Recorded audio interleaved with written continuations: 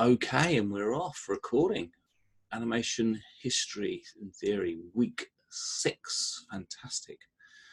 Feels like such a milestone halfway through. And it feels like there's still so much to talk about, which is good. So this week we're going to have a look at stop frame or model animation. Last week we had a look at some motion graphics. We certainly looked at a lot of Saul Bass. You've kind of got to talk about Saul Bass if you're going to talk about motion graphics, and just sort of a little bit of the evolution of how motion graphics crept into this whole filmmaking thing. And it's very much, I sort of feel that motion graphics is very much in the territory of what we do. It's where it's a special part of the creative process comes in with in motion graphics. It means we can get to do all the sort of extra funky stuff and interesting concept stuff that you don't get to do when you're just making straight up filmmaking. So I think it's I guess in many ways what I'm trying to do is throw ideas at you and get you to maybe consider things around the process of in the industry that you might not have considered. So it's always a good thing, and there's always interesting stuff. So I did go on a bit of a walk, a bit of a deviation today. I always pull up my slides and my presentation in the morning and just go through them and plug a few holes and fix a few things and flesh it out a little bit. And particularly as the lectures are sort of still in their early iterations. So I did that quite a bit with today, actually. But kind of the first person I want to talk to you about, and this is a character that I've mentioned briefly before, and you might have missed it before, but there was a guy called James Blackburn, and he was a British-American film producer and director, and sort of all-round filmmaker during the silent era of filmmaking. And he really was there at the start. He was absolutely a pioneer. Right in the beginning, he founded Vitagraph Studios in 1897, right at the sort of the start of the film industry. And he was just one of those quirky characters that dabbled with a bit of everything because he was a bit of a showman. And that's, I think, the interesting thing that these early filmmakers, what they brought to the party with, is the fact that they were entertainers first, and filmmaking was initially just something that it was new cutting edge technology, and they really were just looking at the filmmaking techniques as another thing to bring to an audience. And his story is a little bit interesting, I think. So initially he was, working in New York as a reporter and as an illustrator. And in his spare time, he performed in a vaudeville show with a conjurer and musician called Albert Smith. Now, in 1896, the inventor Thomas Edison was demonstrating this new thing that he'd invented called the vitascope. And essentially the vitascope was one of the first film projectors. And we've talked about this, I think it was in the evolution of film. I think I always get muddled up whether I've spoken about it. I repeat myself a bit, I realise that. But we've certainly talked about it in the development of visual effects. And certainly in the development of the motion picture. We're saying that when Edward Muybridge first did his initial studies of movement, he was taking rigid, still photographs of things in motion, like horses and people running, people lifting things. But he wasn't a filmmaker, and the important difference was there was no projector, there was no flexible film, there was no movie camera. So Thomas Edison corrected all of that. He invented the first projector, the first motion camera. And Blackburn was sent along by his newspaper to interview Edison and, sort of provide, illustrations for the newspaper of how films were being made. It was, breaking, cutting edge technology. So people were sort of intrigued by the magic. So, and being a showman, I guess he was interested in the backstory to the whole illusion. And that's the thing, they were stage illusionists, and that's very much what the vaudeville culture was all about, bringing to the stage tricks that were sort of there to amaze and delight audiences. So, eager for good publicity, Edison took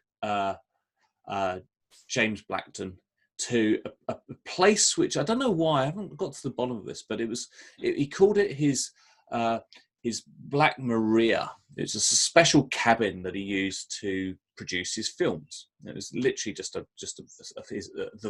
literally the first film studio.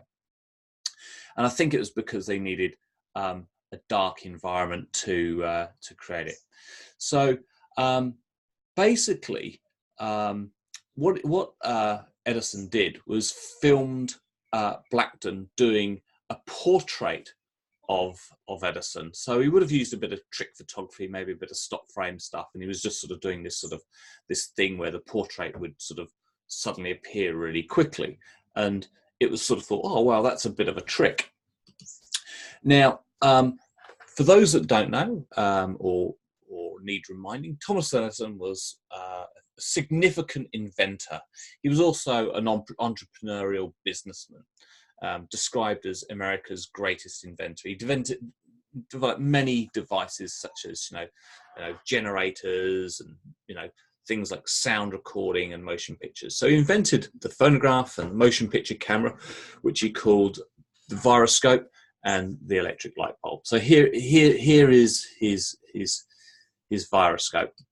And so Thomas Edison did such a good job of selling the art and the magic of movie making that he actually ended up talking Blackburn and Smith into, first of all, buying a print of his most recent film, as well as prints to his 9 other films, as well, and also a projector to show these films to paying audiences. So being show people, they would have thought, oh, this is really good. We can sort of add this as a value add to our show. Film was a brand new thing, and it was like people were kind of mesmerized by it. So, if you remember from the history from a week or so ago, where Edison did this thing, it was just the stop frame thing of the beheading of Mary, Queen of Scots, and it was the whole stop frame thing of you remove the actor and you put in a model, and then all of a sudden you chop the head off, and everyone goes, "Oh my God, that's amazing!" So that's where that came in, and this whole new act was a massive success, and Blackburn and Edison, were sort of suddenly found themselves in, by accident almost, in the movie business. So the next step was to start making films of their own. They'd obviously, they started off with the original 10 films, which they'd bought off Edison. And they thought, wow, this is really cool. So it's only a small step to convert a projector into a camera. It's just light traveling the other way, essentially. And there we have it. It was kind of the first and biggest motion picture or company in America. So they called it the Vitagraph Studios, or the Vitagraph Company of America, and it was, America's first motion picture studio, 1897. And by 1907, literally 10 years later, they were the most prolific American film production company, producing famous silent films.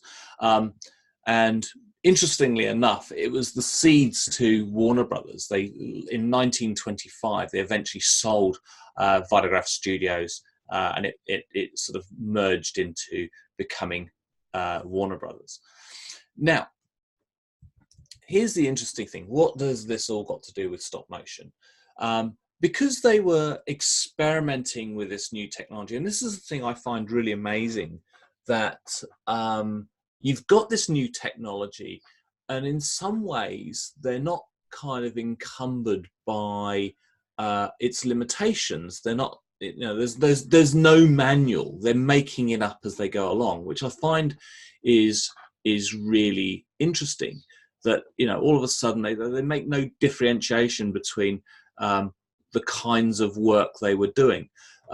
So apparently they were doing, and I didn't get into a great deal of detail because I recognise a rabbit hole when I see one, and I was disappearing down too many other rabbit holes. But some of the films they were doing were these war reenactment things to do with various conflicts that were going across Europe at the time, and they were basically doing these stop motion war reenactment films that they were selling into cinemas, and people were going, "Oh my God, that's amazing!" They're sort of putting the camera where it had never been before, which is kind of interesting. But they also developed this thing called the Humpty Dumpty Circus, and it was this stop motion piece of animation. There was a really popular children's toy set at the time called the Humpty Dumpty Circus, and it was literally, it was it was one of the biggest selling mass-produced children's toys at the time. And one of their daughters had one of these sets, and they went, "Oh, the natural thing is to put it in front of a camera and to see if you could make it move." So they kind of accidentally kind of dabbled with the world's first stop motion animation film. Now, the thing is, there's no footage or no images of this in existence. So how did I get the picture? Well, the thing is, because it was such a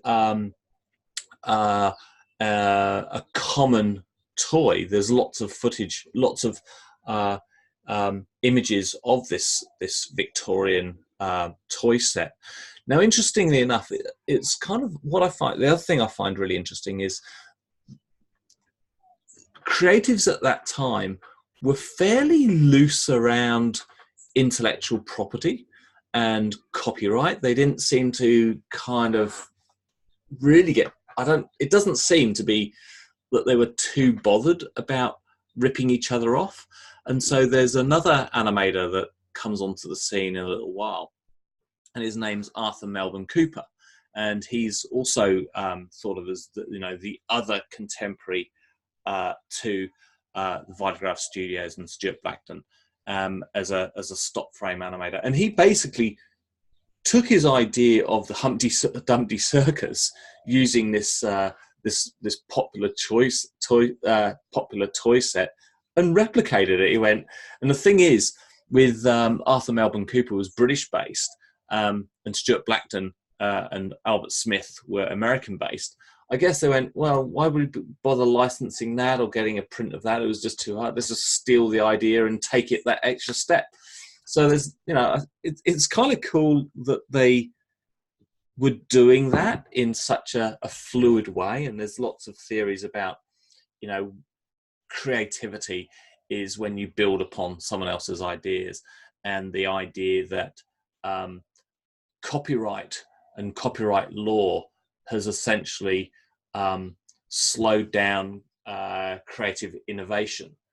There's lots of theories around that. You know, you hear that within the music industry, where when you think about the history of the blues, those guys were borrowing songs and borrowing ideas and borrowing melodies and borrowing lyrics and borrowing ideas, and there was this sort of this merging of creative thought that was driving the medium on. It's only when we get into very recent times that people are getting kind of uptight about intellectual property and the idea that it actually limits creativity. Anyway, that's a whole nother rabbit hole. So, Arthur Melbourne Cooper, British filmmaker. He produced over 300 films between 1896 and 1950, which is a phenomenal output. And he was doing some bonkers stuff. These include Stories of Toyland, 1908, as well as the Humpty Dumpty circus thing. And he went on to make a whole bunch of documentaries, comedies, and later on, he went on to make hundreds of animated commercials, which is kind of interesting. He did this animated commercial for Bryant and May matches, and he basically had this box of matches sort of kind of come out of a box and start playing a game of cricket. Completely bonkers. Dreams of Toyland, which is it depends which bit of history you look at. Sometimes that is cited as being the first stop frame animated film, but you know, who knows? I'm just going with the earliest example being the Humpty Dumpty circus, and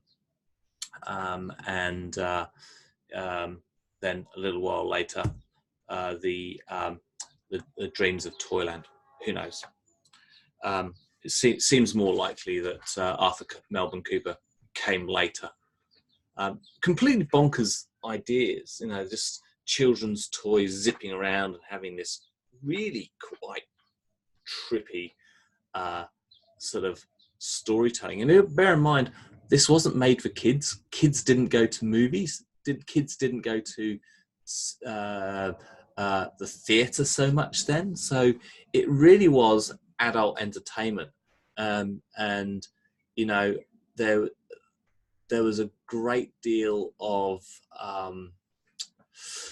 it's a bit of a hypothesis that I have, that there was ready access to all sorts of kind of drugs at the time that have since become very illegal. You know, there's laudanum, which is just a mixture of morphine and heroin. So you know, there's lots of creatives at the time have been cited as great users of these psychedelic kind of aids to the imagination.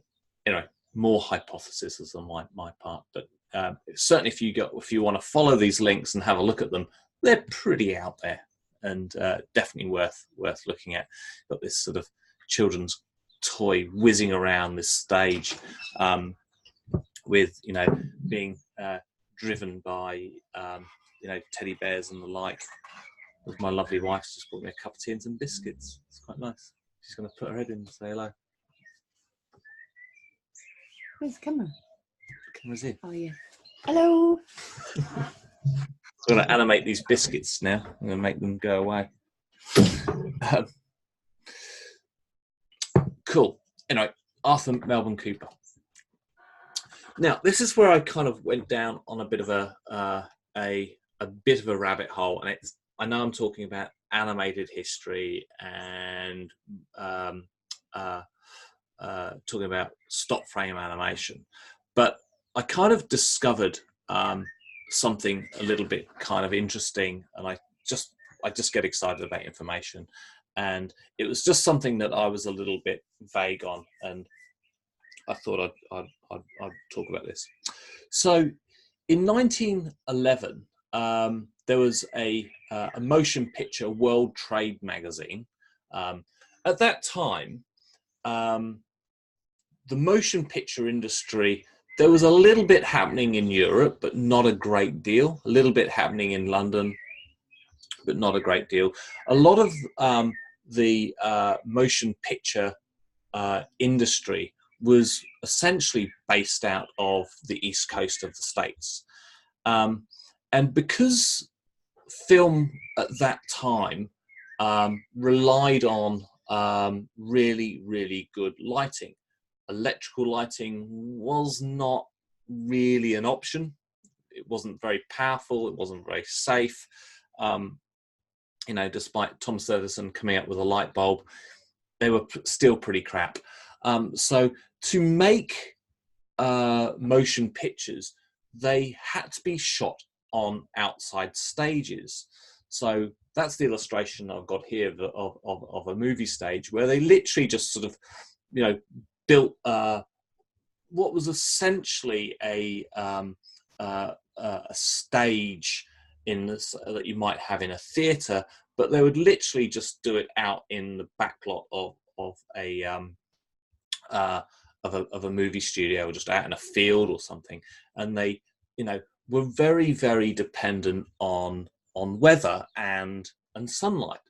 You know, the movie industry back then, as it is now, was horrendously expensive, but, you know, incredibly profitable. In fact, it was way more profitable then than it is now. So this motion picture trade magazine boasted that in California, they had 320 days a year of ideal motion picture photography weather, and could be expected in Southern California. And also, there was a couple of other factors that was sort of interesting. Labor laws in California were a little bit kind of looser as well. You know, you got to bear in mind, California, like Los Angeles, not what you know now. Los Angeles was really just, it was just a dusty old kind of town, not a lot going on. Hollywood hadn't really happened yet. It was still pretty much you know, somewhere where people grew oranges.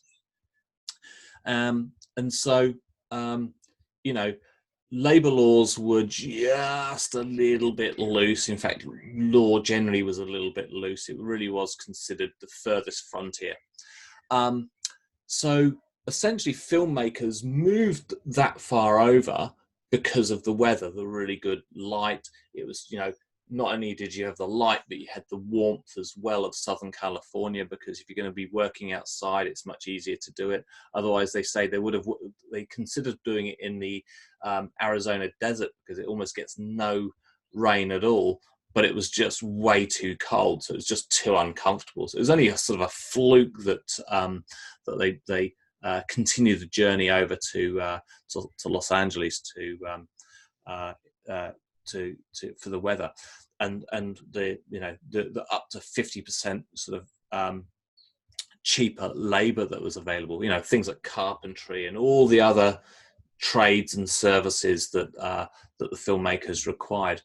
There was also this other thing that happened, that, you know, Thomas Edison had made this invention of the first motion picture projector and camera, and he had this clause that if you made a film using his equipment, then you had to pay him royalties.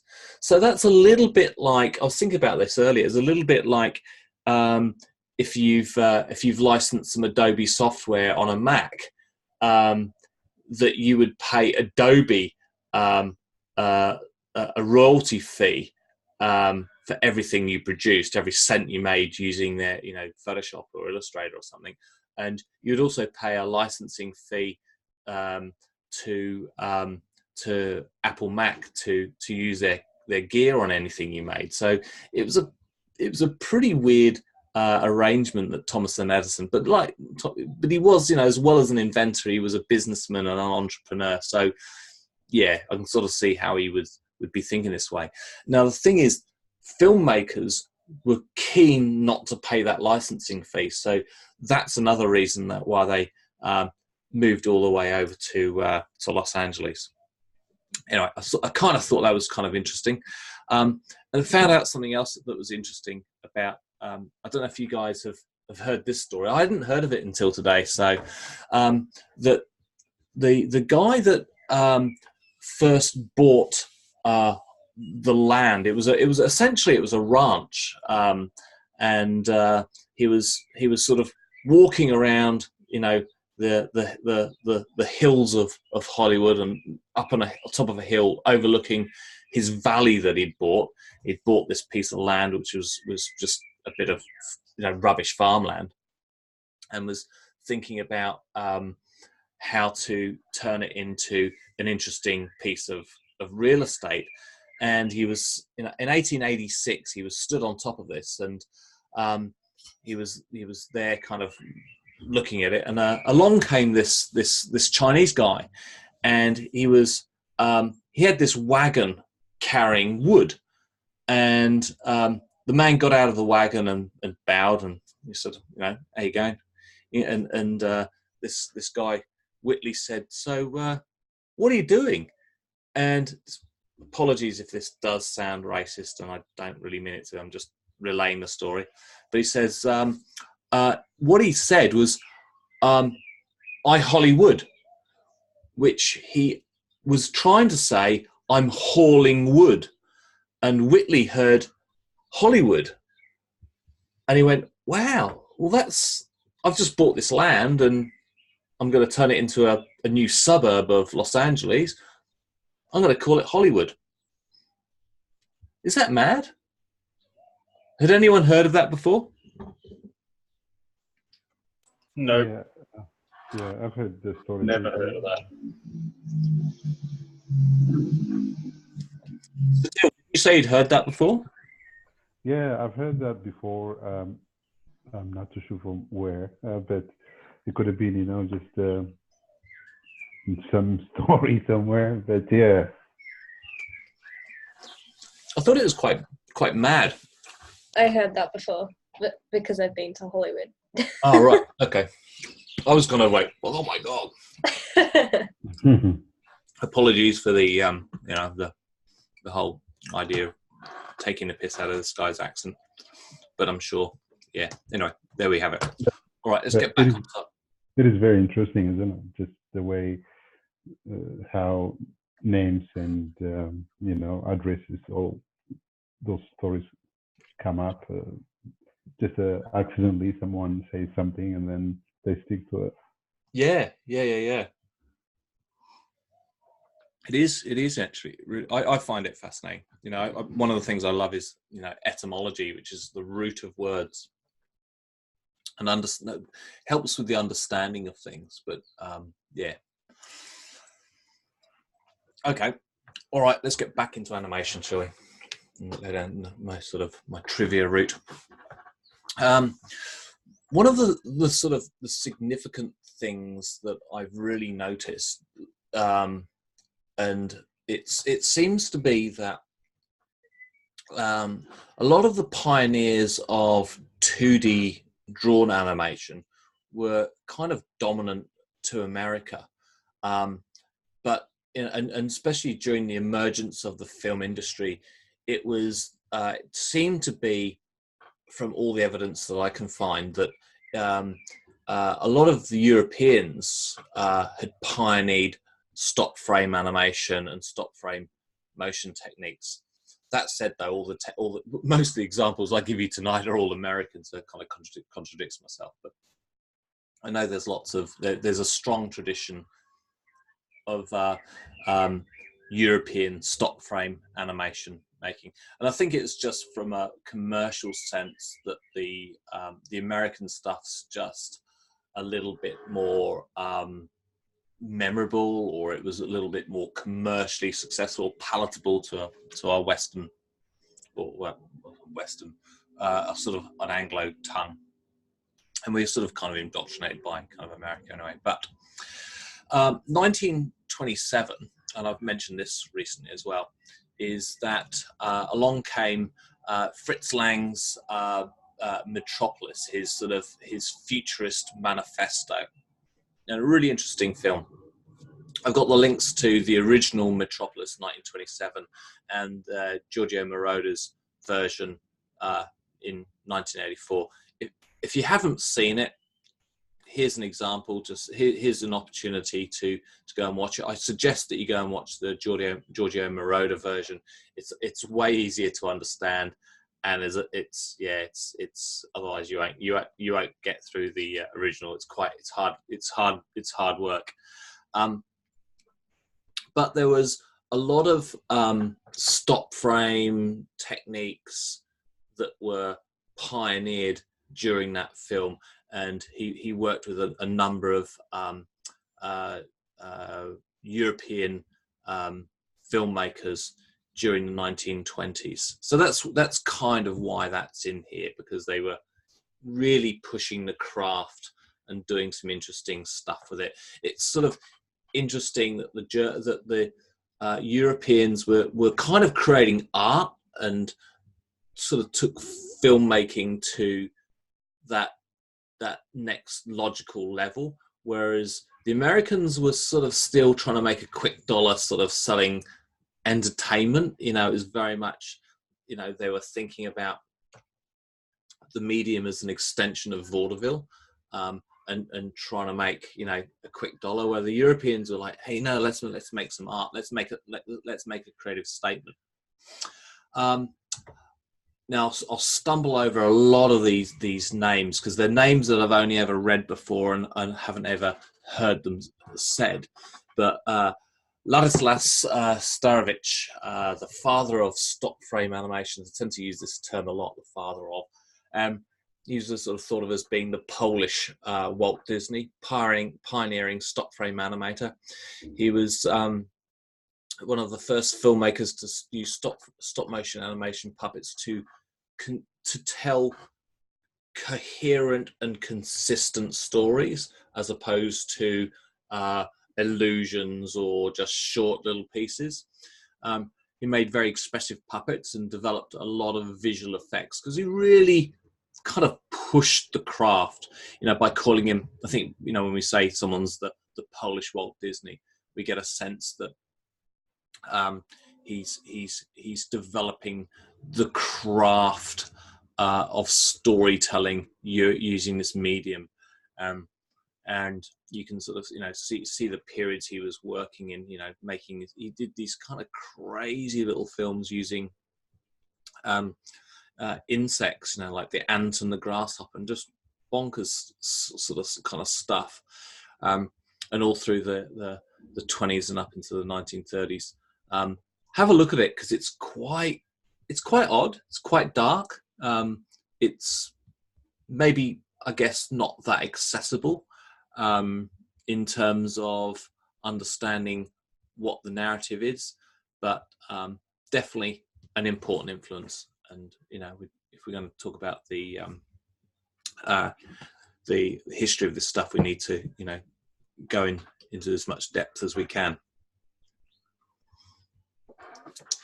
So, next important leading kind of stop frame exponent is Willis OBrien.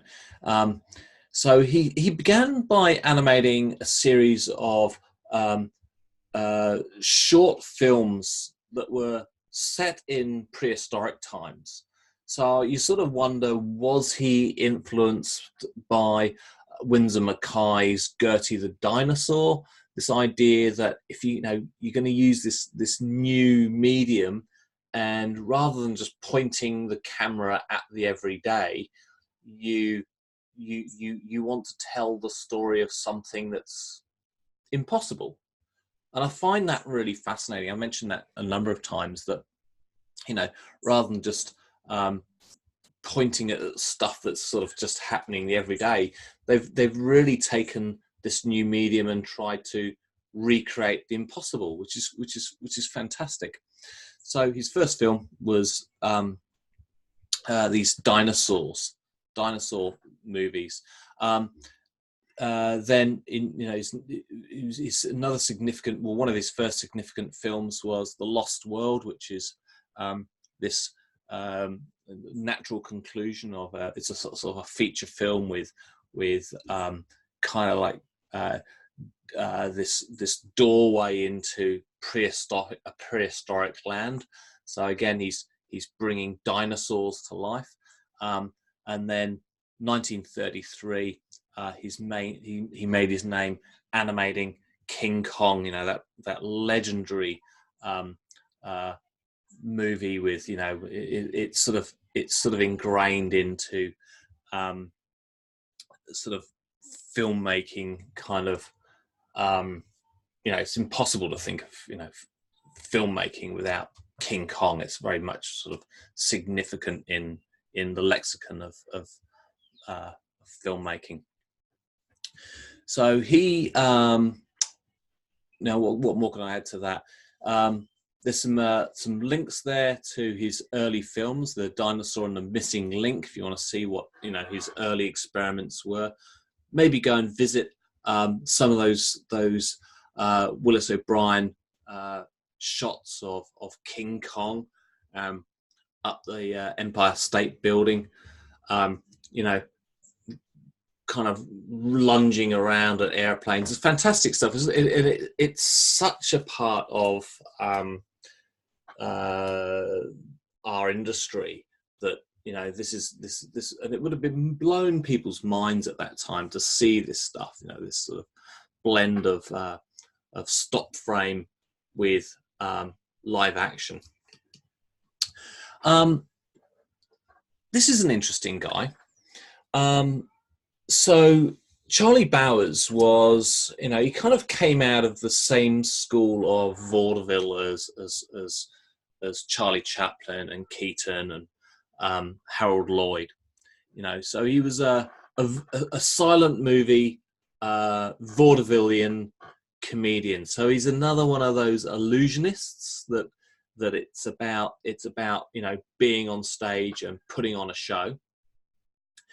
And he kind of dabbled with this whole idea of what stop frame techniques could bring to his craft. So again, he was like, oh, right, there's this new thing. What can we do with it? So he did all this kind of stuff where he has this he's acting away and he has this straw hat that grows on his head.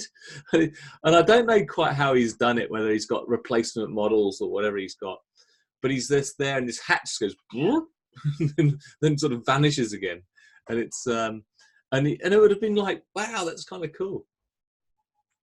So have a check out that it's kind of it's interesting stuff. He then in the 1930s and 40s he got into making some. He sort of stepped away from the camera. From being in front of the camera and became sort of a stop frame animation director, and he did a whole bunch of stuff. He did these films called Peter Rollium and His Cousins, which is a sort of an information sort of promo film about oil and refined oil. And apologies again. There's some sort of quite obvious racism in there again. I do apologise, but to not mention it would be kind of also probably not right. But he does this thing where he's got refined oil, which is this sort of, and this is his oil character. I think this might be one of his oil characters I've got in here. It might not, but he does these characters where there's refined oil and it's kind of this sort of golden brown, and he does this other oil which isn't refined, which is black, and it's like that kind of like one's better than the other kind of deal. Interesting stuff, quite bonkers, quite surreal. It's kind of interesting content. I hadn't come across it before until I started researching this subject. So gonna have a check out of that stuff. Okay, so you can't not mention Ray Harryhausen, and I probably haven't gone into the mastery of Ray Harryhausen as much as I could, but there's a lot to get through. So Willis OBrien had in King Kong had an assistant, and that was Ray Harryhausen. Sort of see him sort of passing the craft, passing the baton over. He was an artist, a designer, a visual effects creator, and producer, and he was known as sort of the master of the stop motion animation. He called it dynamation to make it a more elaborate version of puppet animation. And I think the distinction is that his work was super photorealistic. It was this idea that it wasn't enough to just combine live action elements and map them in, but the idea is to really kind of take that craft a step further, so that it's really quite believable. And I remember even watching this famous scene in Jason and the Argonauts, where they've got where all these skeletons come out of the ground and start holding swords, and they end up in this sort of battle. And incredible that I remember at the time everyone was like, "Oh my God, it's amazing!" You bear in mind that came out in the 60s, and I sort of would have seen it in the maybe late 70s, 80s. When you see it now, it looks pretty crappy, but at the time we were like, "Oh my God, this was amazing!" State of the art special effects. So yeah, so he went on to make a whole bunch of films, won a whole heap of awards, really set the bar for this style of special effects and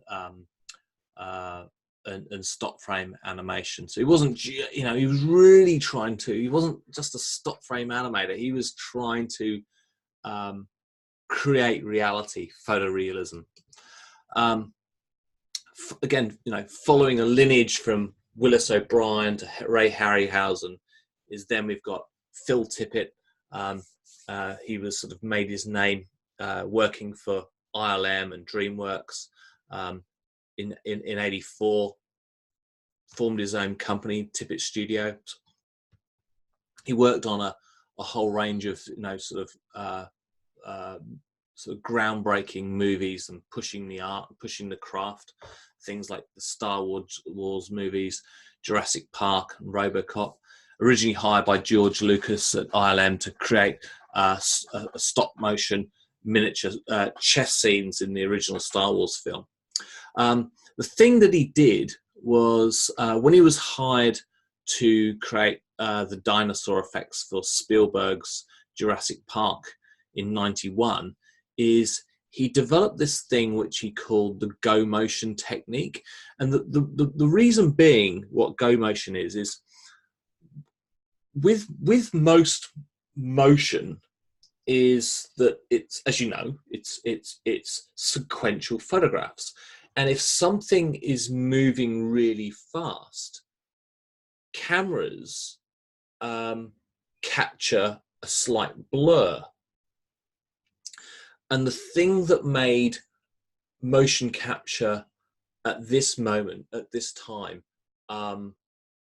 slightly unbelievable and not quite right, was that every frame was really crisp. So he developed this way of creating this slight motion blur. You can see on this frame here, where in Jurassic Park, where there's just a slight bit of motion blur. And this is really significant. It doesn't seem like much, but it's that thing that takes the believability to a next step. And I certainly remember, I'm old enough to remember when, 91, I was working as an animator then. I was well and truly into my first job. And Jurassic Park came out, and it was just blowing people's minds that the level of realism had just gone to this other stage, that it sort of jumped, and we couldn't kind of work out what it was. You know, we were quite used to doing motion blur and things like that in 2D, but no one had really done it in 3D, and it was the thing that he developed, his go motion, which is that bringing in that little bit of blur. Okay. Last week, when we were looking at Tidal Sequences, we touched upon this guy called Art Clokey, and Art Clokey was an American claymation model animator, and he did titles like, you know, these sexist sort of kind of films. God, my lectures, what are they like? They're just full of racism and sexism. So, you know, How to Stuff a Wild Bikini, and he did these amazing kind of trippy tidal sequences. You should really go and check out the tidal sequences. That's what all the links are there for. And the Gumby series, Trip to the Moon. The Gumby series was The Adventures of Gumby were look, there wasn't something that I necessarily grew up with or was aware of. I don't know of anyone growing up in Australia what presence there was there, because I find there's some TV series that you guys are really familiar with, and just like the Brady Bunch means nothing to me. I didn't grow up with that. We had other things. But when I talk to Australians of my vintage, they go, "Oh yeah, Brady Bunch is very much part of the lexicon of your growing up." So I wasn't really aware of the Gumby adventures, but they were massive in the States.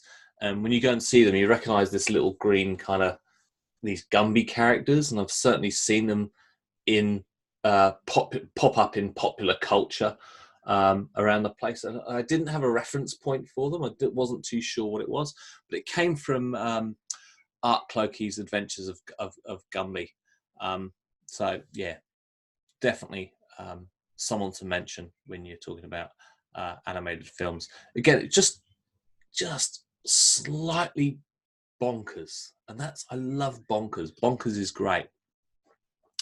Someone else that I don't know a lot about, and I need to do on the next iteration of this lecture, I'll dig into a little bit more detail, is RankinBass Productions. They produce these pieces of model animation or stop frame animation, and they were known as the Christmas specials.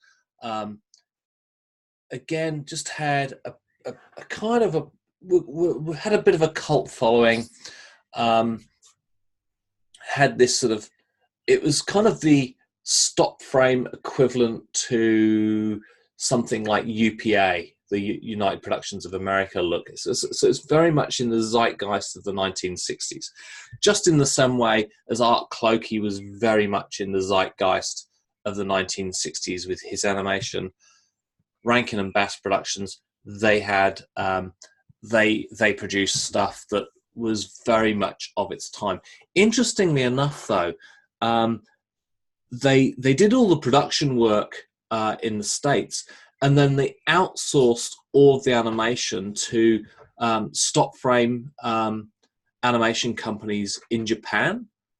And so I find that quite interesting, and you can probably see that beautiful attention to detail and craft that the Japanese are known for. They just really dig in and get amazing detail, and I think it's really kind of evident in this work when you see it. It's just because the quality of it is quite extraordinary and very different to anything that had really been done before. It was just sort of a little bit further ahead.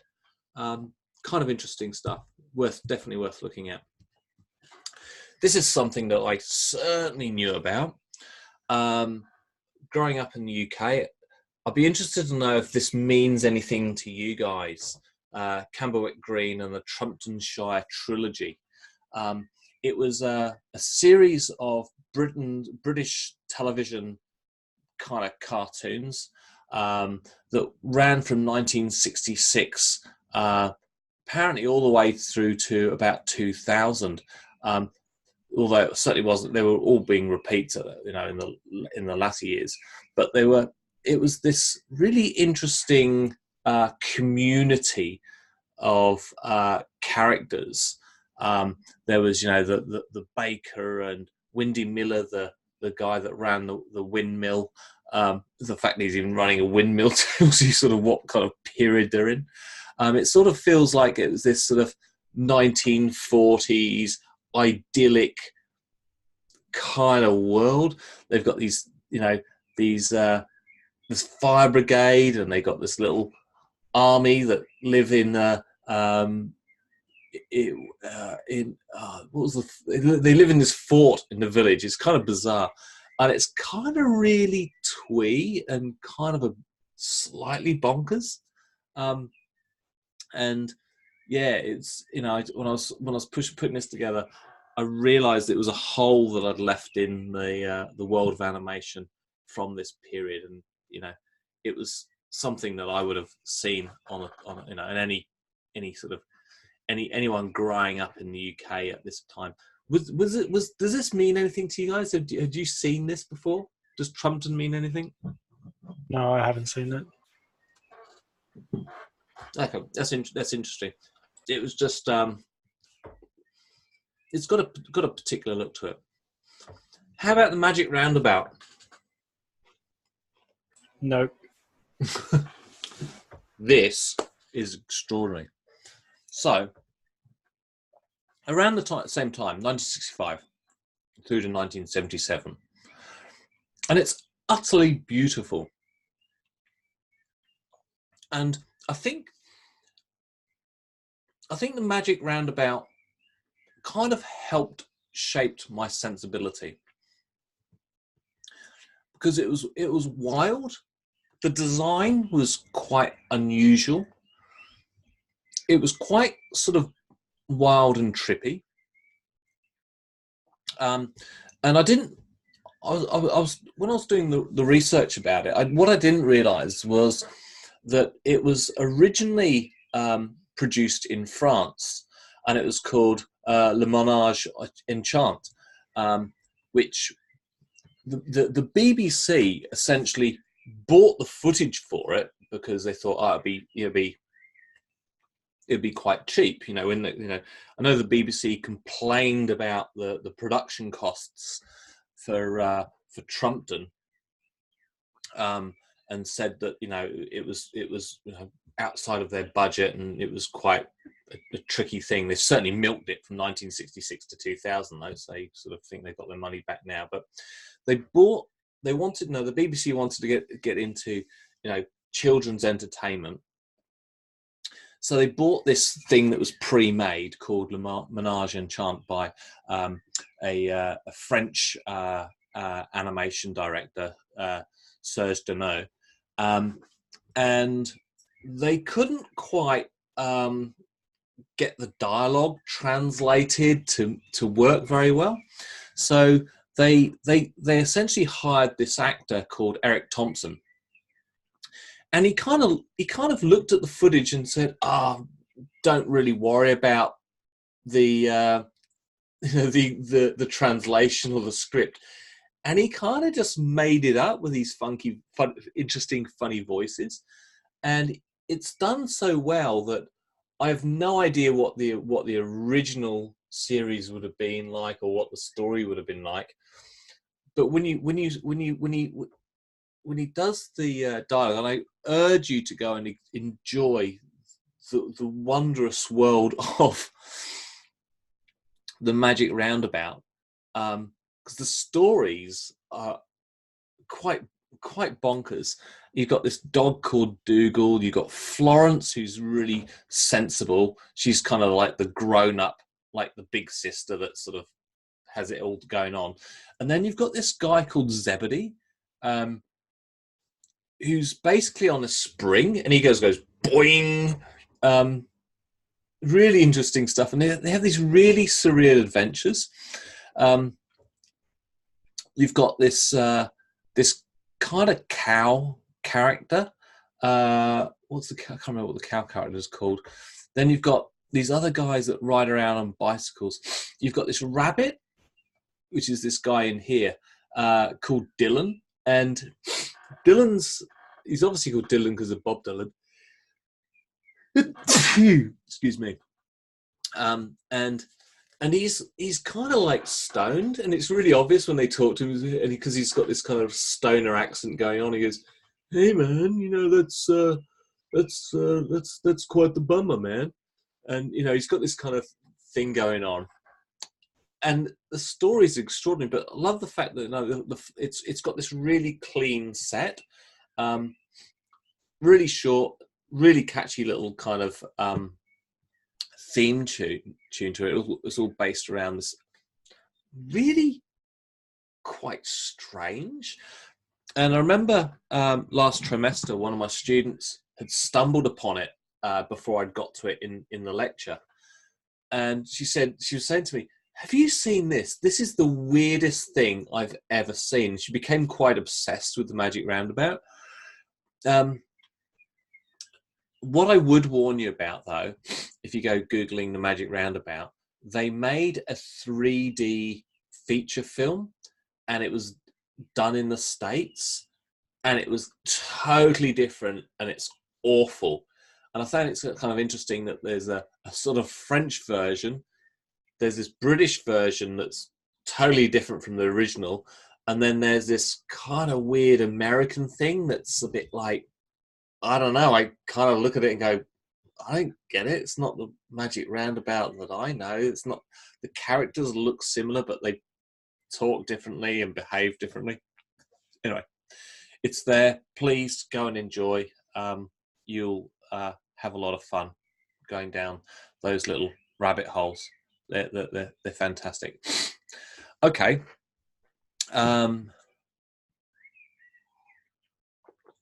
So, as my credit says in here, this will challenge you. The work of Czech filmmaker Jan Svankmajer. Now, when I was going through art school and I was immersing myself in everything kind of weird and wonderful, and I was going to a lot of animation festivals because we didn't have YouTube, so you had to go and you couldn't just dial this stuff up because they hadn't invented things like that. So you had to go along to animation festivals to see this stuff, and so that's what we did. And I remember driving all over the country, going to various animation festivals and seeing a hell of a lot of Jan Svankmajer. Self-labeled surrealist. He's just known for doing really, really just bonkers animation, and you've no idea what's going on, but interesting and slightly kind of alarming content. So yeah, there's a couple of his films there, one called Lunch and the other one called Dimensions of Dialogue.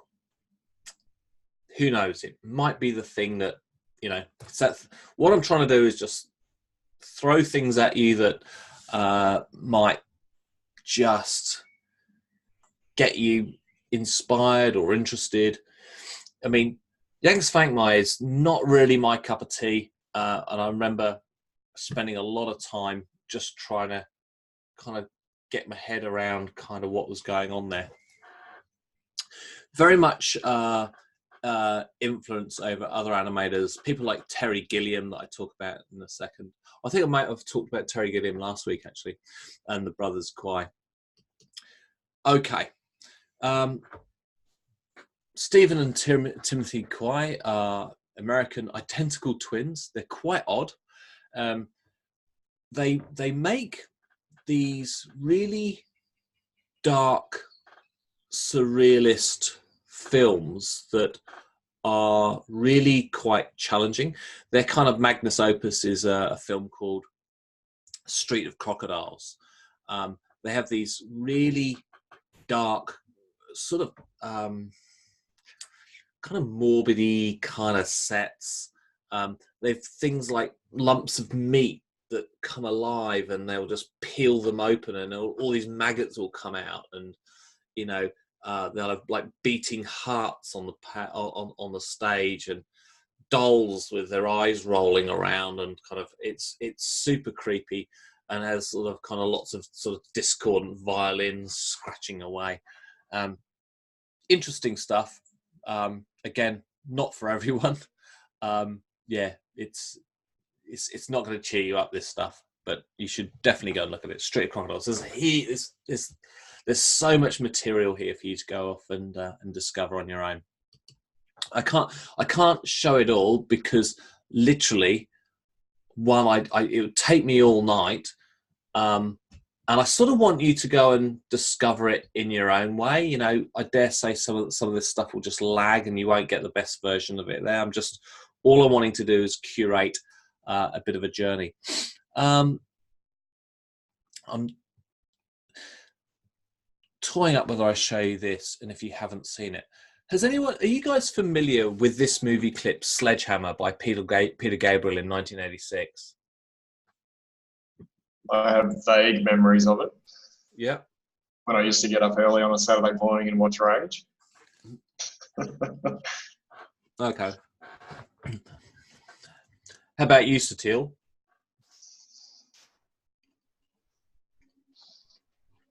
No, I don't have any. I don't even remember watching it, honestly. Okay. Now, for me, I was kind of in probably my first year at animation school. It was a graphic design degree with a major in animation, and all I knew was that I wanted to try everything and learn everything and be exposed to everything. I was literally went in there and said, like, I was a country boy with very little experience about anything. And all I was trying to do is sort of peel the front of my head open, so to sort of absorb everything and trying to make sense of things. And this came out, and it blew my mind because it was a movie clip that had literally every form of animation just thrown at it, and it was let's watch it.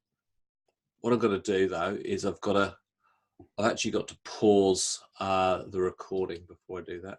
Otherwise, it does get thrown off YouTube. So I'm just going to pause it and I'll come back, resume recording. One of the reasons why that was so important, oops, let's go back, was essentially music clips had only just become a thing.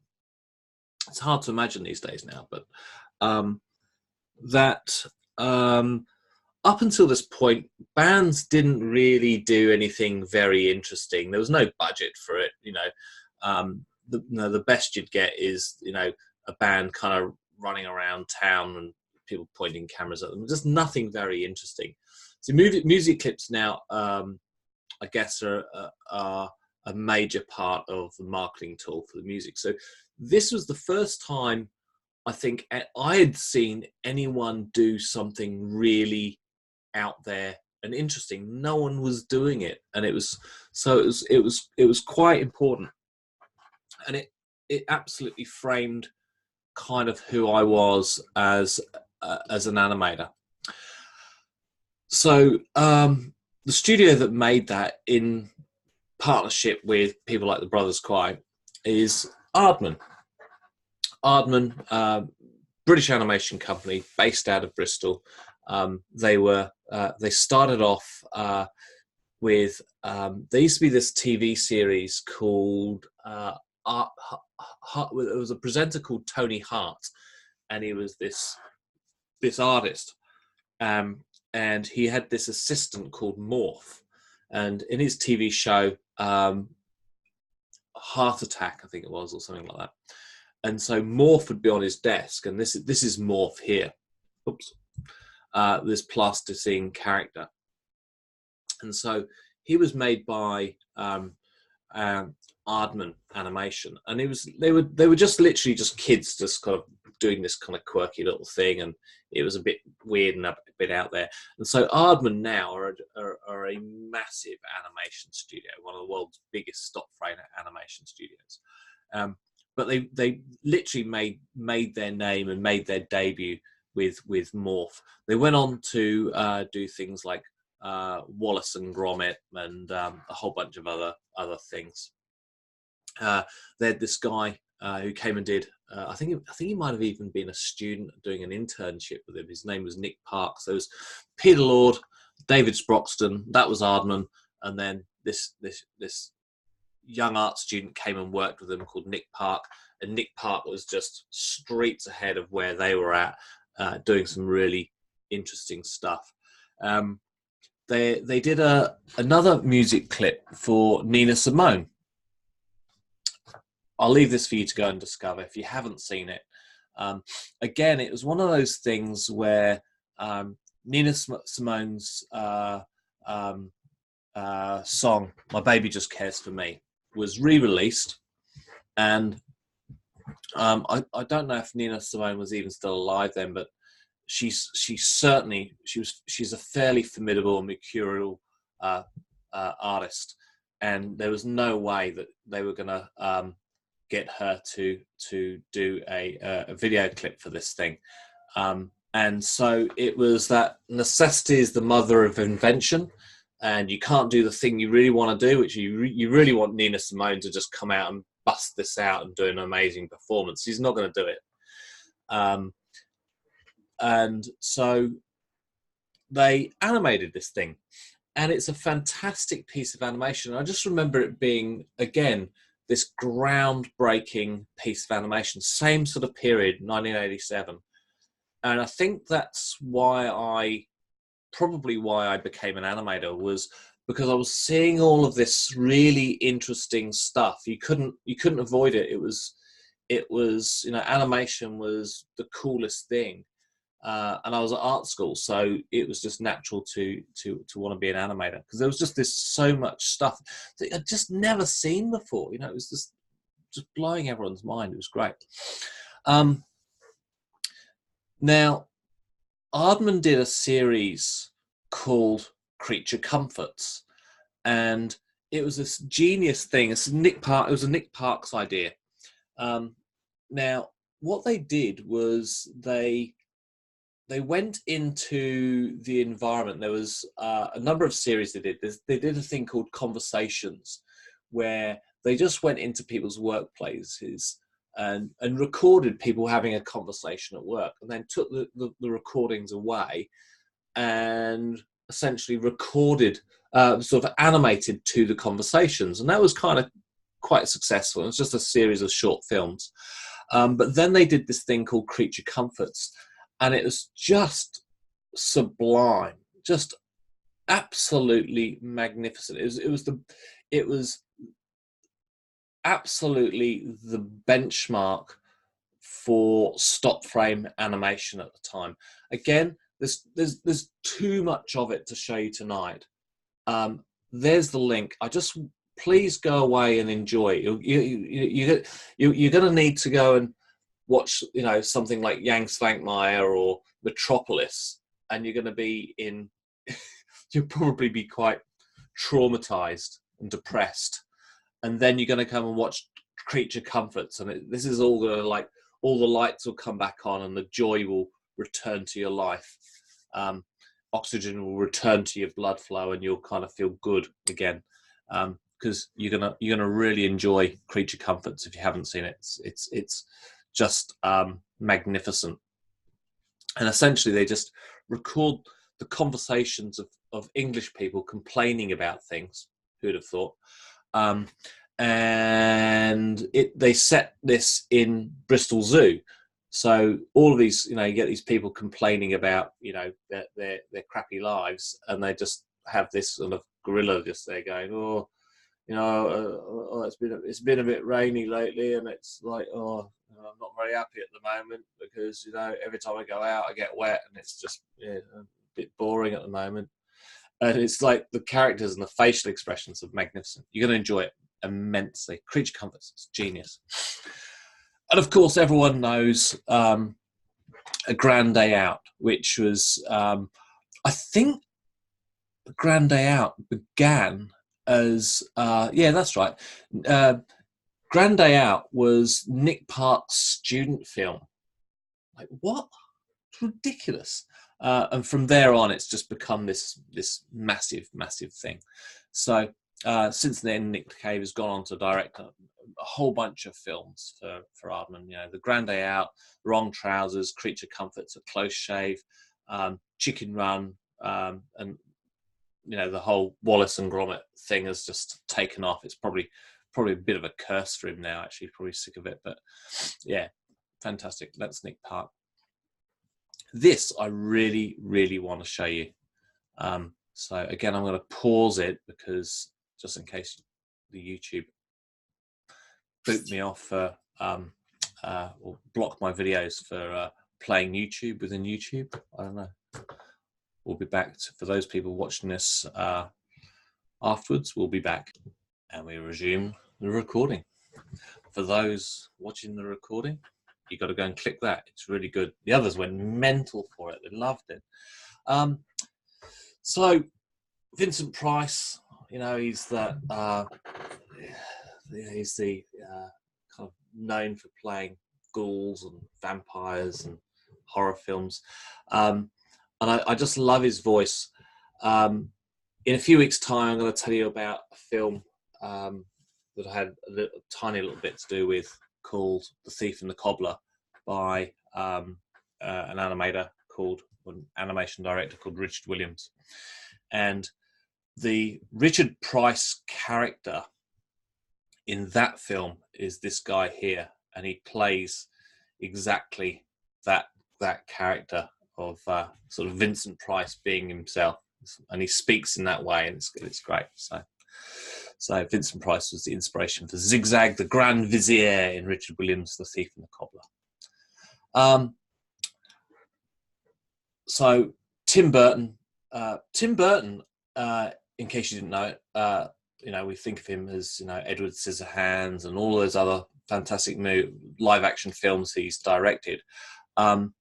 Began life as an animator, and you know, that was one of his first films. He made that in his spare time while he was animating for Disney. But yeah, you should, if you're not aware, need reminding of his stop frame work.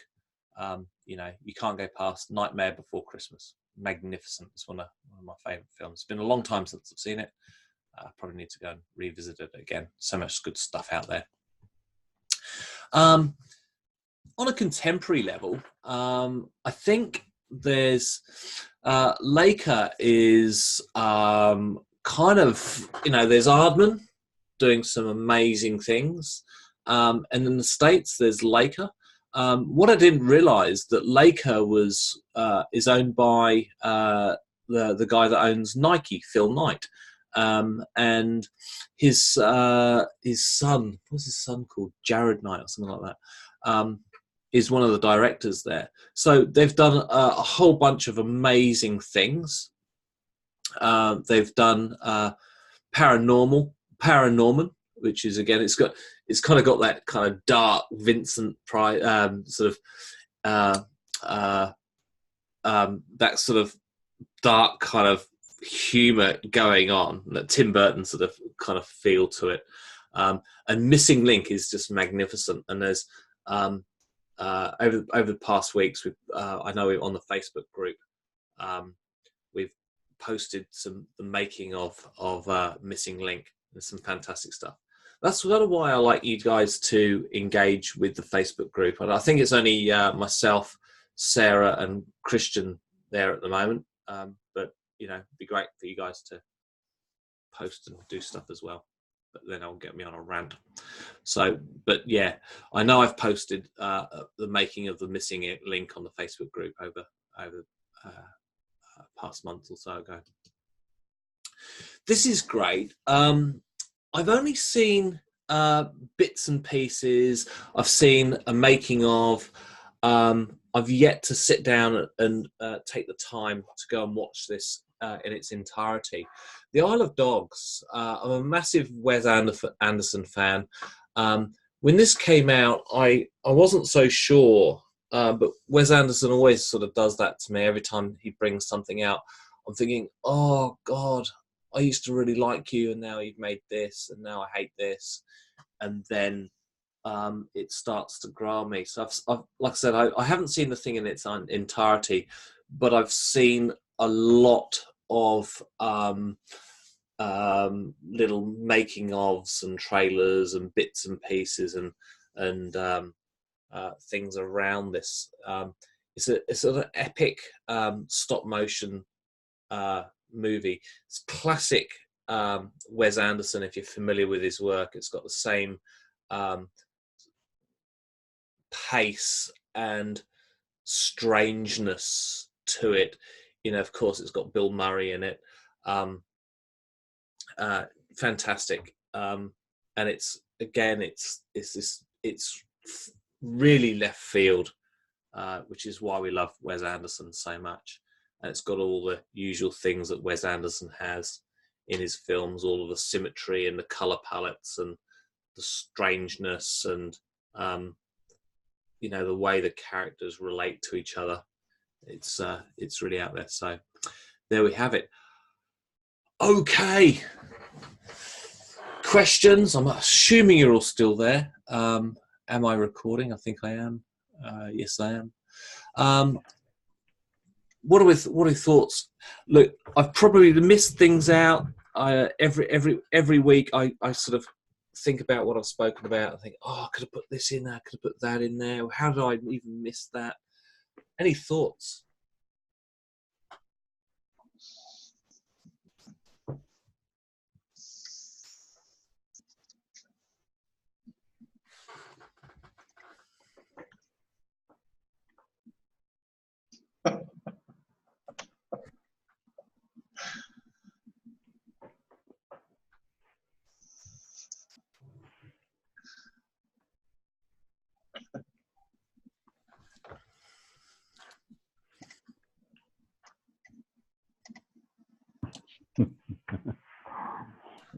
That's a no.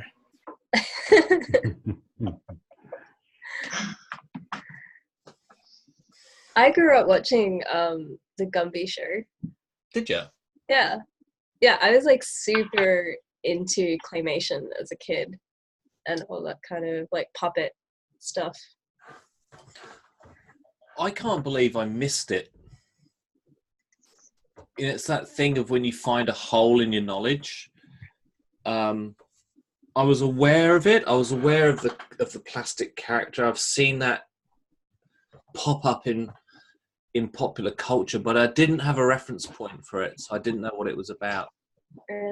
In like grade 3, I used to go to this private school for a little bit, and we got these electives like for class, and I ended up choosing claymation. So we ended up getting like heavily educated on like the world of claymation and film, and then we actually got to like make our own claymation short films. You're still going to a private school. You're still being educated about claymation.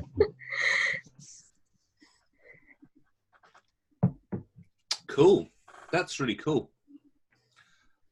I didn't go to a private school. I only went there for like 2.5 years. I went to like 7 different primary schools. I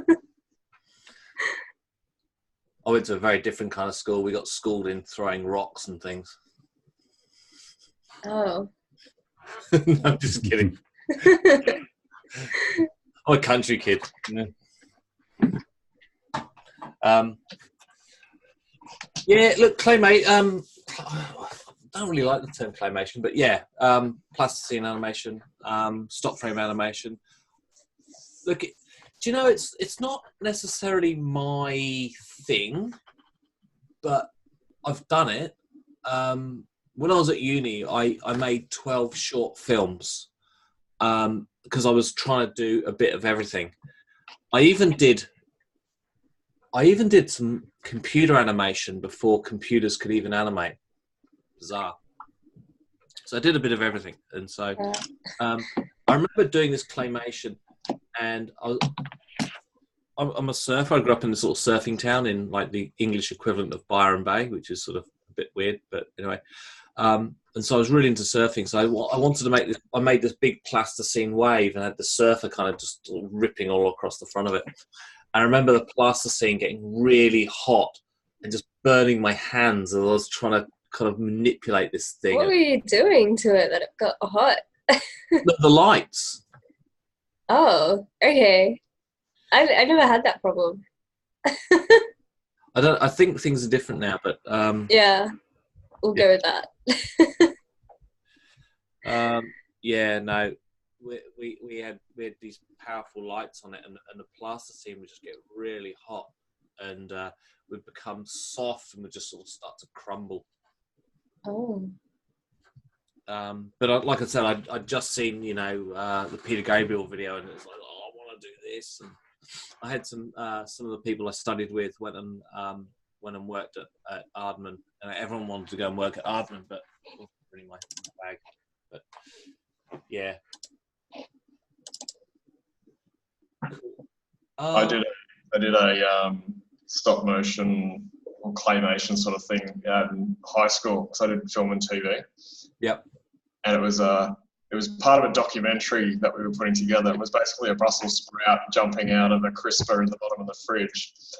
And then my friend's mum took out her false teeth for us to use in the animation. So we put these eyes on the false teeth, and the false teeth sort of came out chasing the Brussels sprout across the floor. That's so cool. It's so much fun, all of that stuff.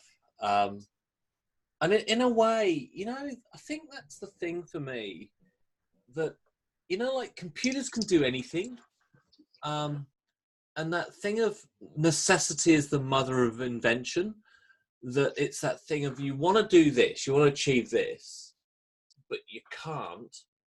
So you've got to problem solve, or you've got to be creative in some way, and think of another solution. And often because you couldn't do the thing that you wanted to do because it wasn't technically possible, or you didn't have the budget, or you didn't have the time, you've had to do this other thing. And often that can be the making of a project.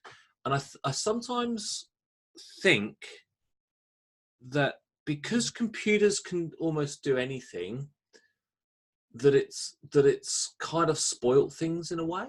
You know what I mean? Like I don't know. I think endless budgets are no good. Discuss.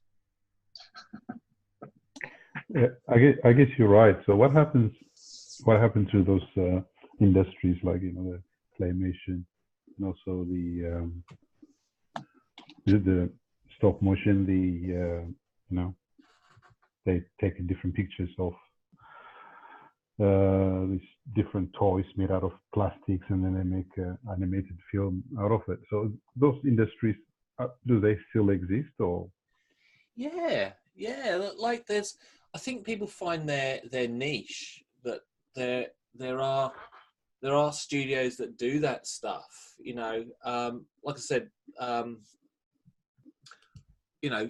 well, if you go and look at, I'll try and find the making of Isle of Dogs. That's really creative, inventive. That's really seriously old school. There's very little obviously computerized stuff in this, digital stuff in this. And Laker as well. They do crazy stuff. There's this footage. It's got to be somewhere on the YouTube, on the Facebook group. If you scroll down, there's a making of, and this character here that's like this orangutan, and it's got these big bits of fur, and they talk about how they animated that. You know, and I think there are studios out there that will do interesting kind of non-digital stuff. You know, I don't think it's gone away. It's just become really quite niche. It was pretty niche before, but it's still out there. And I know when I left, I left uni with this really broad show reel with a bit of everything in it. You know, I was always sort of going down a generalist path, and I was just fortunate that I ended up in London when London was the centre of an animation of a global animation boom, and so pretty much they would hire anyone. I kind of just fell into drawing. I wasn't that necessarily that into drawing. I was sort of into all sorts of animation. I just went, oh yeah, drawing, I get it. Yeah, I kind of learned on the job, but yeah, there were just no big projects doing that quirky stuff. It was all just, you know, music clips and that sort of stuff. I don't know if that answers your question. Don't know. I'm rambling. Yeah. So no, I think if you rummage around, you'll find that there are people that do that style of animation. You know, it's I think there's always going to be an interest, because it's always going to be, people are always looking for that interesting thing. And the thing is about probably maybe this is just a wild crazy hypothesis, that because digital 3D has become so mainstream, we're so used to seeing it, especially in feature films where almost nothing's real anymore, that everything is sort of digital. But yeah, look, you know, we're doing an animation course, so I'm sort of trying to broaden you out. You know, I realize that some of this stuff, you know, isn't going to be for everyone. You know, especially some of that, you know, that European stuff, you know, the Jan Meyer and, you know, some of that stuff is pretty out there, that it's not going to be what everyone's into. But I think it's the approach. I think just a creative approach to things is important, you know, and just to be aware of it and know it exists and know who the practitioners are.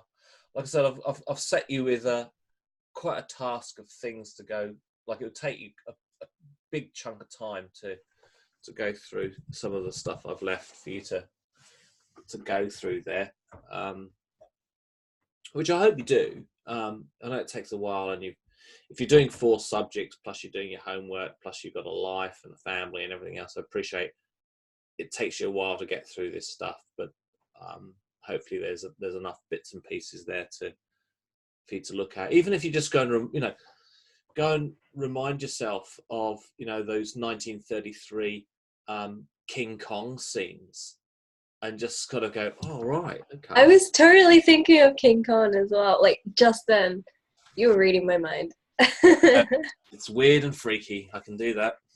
I was actually watching today this interview with Jessica Lange, and she was talking about like working on King Kong and how she had to act with essentially like a puppet, and people didn't think that it showed that she could act. Like, a lot of people didn't think it gave her much credit as an actress, which is really interesting, because you think it would give you more credibility because you have to act as if it was real and that kind of thing. Yeah, I don't know, just an interesting thing that I watched today. It's interesting that some of that scenes with, because I'm sort of getting to, you know, as you know, I'm sort of going down these historical rabbit holes, which is fair enough, because I mean the subject matter is the history of animation, so that's kind of what I'm doing.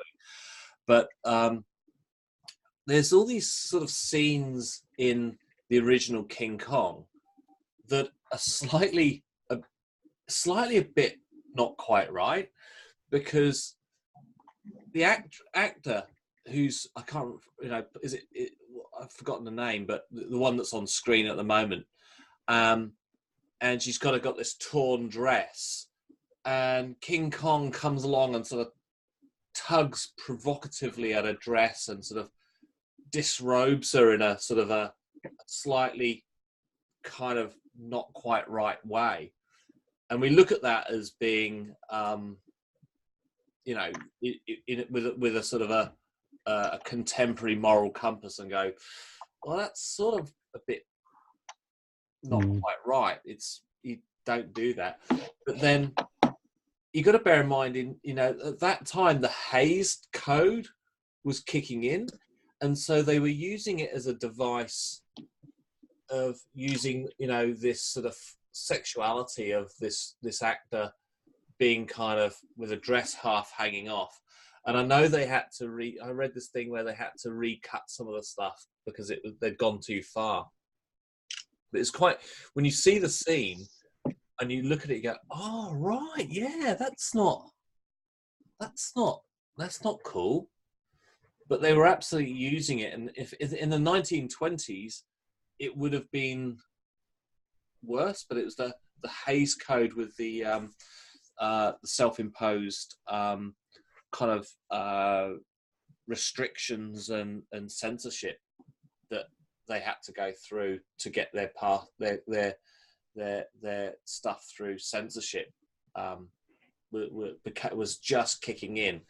And you've gone to this incredible expense of making this film. You're not going to suddenly get this film censored because you've got too much nudity in it, or you've essentially sort of shown provocative images. Yeah, don't know, I'm rambling, but yeah, I found that quite interesting. Any thoughts on anything? One thing I did sort of probably should talk about I've sort of realised with the marking is that I set you the task of coming up with the first work in progress, the next bit's a bit more of a draft, and then the final thing. What I noticed was a lot of people had done such a good job that I'm thinking you've caused yourself a bit of a problem of where else do you go? Was that something that you guys thought? Well, with mine, like I sort of said to you in my email, I always had intentions of adding more to it. So I'm still happy to do so. Yeah, look, and yours is a good case in point, actually, John, because I sort of looked at yours and went, right, you've covered all the main bits. It's nicely written. You communicate well. You've structured it well. You're sort of more than you're sort of about 90% there. And I was thinking, crap, I hadn't anticipated, because that's the first iteration of this current brief. But don't worry about that. I mean, if you've only got to do a little bit more for the next thing, that's fine. That's what you got to do. Just I was literally just trying to take a bit of the heat out of the assessments for you, so that you could spend more time doing the stuff that you're really here to do. So if you've nailed it early, great, that's fantastic. I just finish it and hand it in. I can see the work in it. Go on. No, I guess I was going to send you my first draft. I guess a week earlier. And then time flew. Yeah. I had to quickly just focus on my research and put things together. And I thought, okay, I've got 5 days left. If I send this draft to Simon, it would be too late, for him to go through it and send it back. So I thought maybe this will do. So, but yeah, initially that's what I was planning to do, and yeah, you can always send it through. Like sometimes when you're like, I'm always really busy, but sometimes that thing that arrives at the top of your inbox is the thing that gets attention. Sometimes, sometimes it's just like, oh, I'll quickly read this through, and because I'm mindful that you need the feedback as well. But that said, you communicated beautifully. Like, it's really well written. Oh, thank you. But when I saw your feedback, especially the images that you sent through, that was exactly what I wanted to say. Just to have the clear connection between the fine art and the motion picture of the animation, the relation, just to clarify it, and then also just to clearly show the connections. And then when I saw your feedback, I thought that's what I should have done. I should have sent the draft, so at least I will. Well, so then I knew, But it's not the final, you see. It's you did the right thing. You did a really good essay. You've got a really good premise for an essay, actually, I've got to say, which was slightly different from how other people had approached it. And it was very much in that kind of higher ed territory, which was great. And it meant that we could have a discussion. We had a discussion, You sent through a draft, and I went, oh, well, and they were just two things that popped into my head. It just happened to be something that I knew about, with the Lost Thing and the Jeffrey Smart and what was the other painting? I can't remember. The Collins Street painting, the Brax painting, and I'm sure there's loads of other examples out there. It was a really good topic, actually, that you picked, I thought. And you've got loads of room to move with that one, I think. Yeah. So with the second and the final essay, are we able to build on this, or? Absolutely. That's the whole point. Yeah. Okay. It's work in progress. And like I said, some people were closer to a completion than others, and that's fine.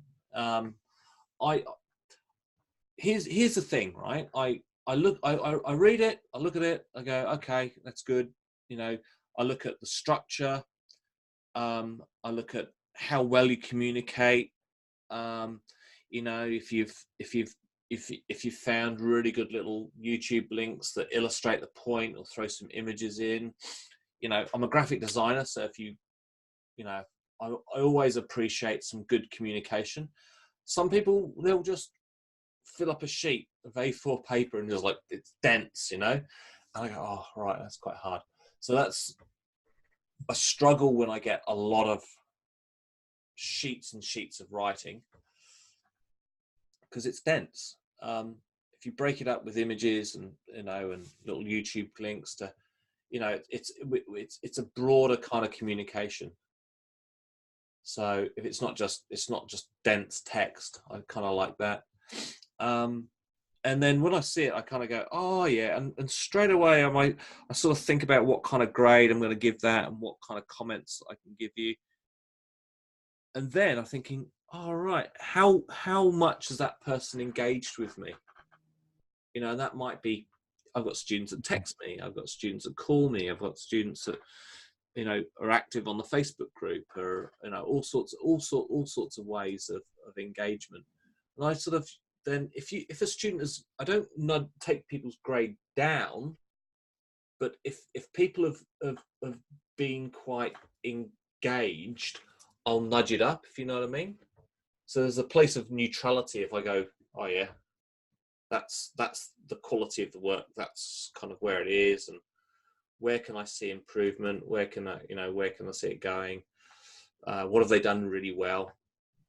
They get the grade, and I think, oh, actually, that student there, they've been really engaging, and so I'll just nudge it up a little bit. Like I said, there's not a lot of science to it, but it's more of a vibe thing, man.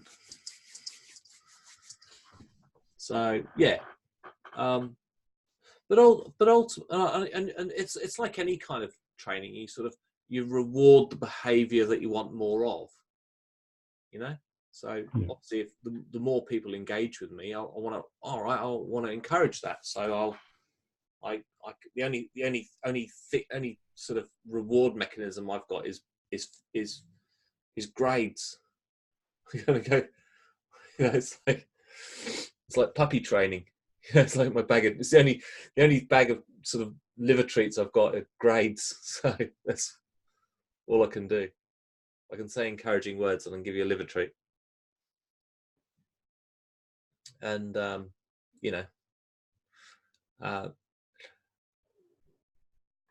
the other thing that I couldn't tell you how punctual your work was. I think everyone pretty much handled it on time. I get a little color coded thing, and I get messages if things are late. So I didn't get anything saying that it was late, but for instance, and this doesn't not relate to your group at all, just to be clear, but I had one group that I was assessing for something, and one guy handed it in on time and met the deadline and went, and then the rest of the cohort handed it in a few days late, and I was pretty relaxed about that because I'm not sitting there at my computer waiting for them to come in. As long as I've got it when I mark it, I can't. But the student that had got it in bang on time and met the deadline was really, really pissed off that the rest of his cohort had an extra few days to get it in, and he was like, "Well, how does that work?" And I sort of thought, "Yeah, you're right. You're sort of right." What can I do about that? I don't know, because I don't want to be the bad guy. Like I said, this doesn't relate to your group in any shape or form, because from memory, it was all there, and if anything, I'm the one that was late. I was the late marker, so I felt terrible that I'd been tardy on the marking on your assignments. But it was all worthwhile. It was all really good when I got to see it anyway. All right, where are we at? 9 o'clock. Any thoughts, any questions, anything we need to discuss? I'm all good. I'm all good too. Cool. Like I said, just if you, I'll throw the presentation and recording up this evening. I always try and get onto that as quickly as I can. Take the time to follow those links, and they're really good. And that's sort of education. You're just sort of curating a bit of a journey, and I really enjoy the journey that hopefully I've taken you on. And the other thing is, if you sort of find stuff, because you'll go on your own sort of little wander through the information, and if you find things, you think, that animator made this, and this is really cool, and there's this other person, and there's lots of holes in this stuff. Like I said, that there's this animator, what's his name? Just throwing through my the RankinBass Productions. I didn't know a great deal about them. I sort of vague. They were just sort of on the periphery of what I knew. And it was only today I went, oh, all right, I need to kind of plug that hole. If you find stuff, by all means, throw it at me. It was almost like it was just too much. I went, oh my God, what am I going to say about this? So if you guys find stuff, let me know. I would have missed stuff, and I'm a dork for this stuff. So let me know, because I think we're all kind of a bit dorky, really, aren't we? All right, I'm gonna wander off back into the internet world.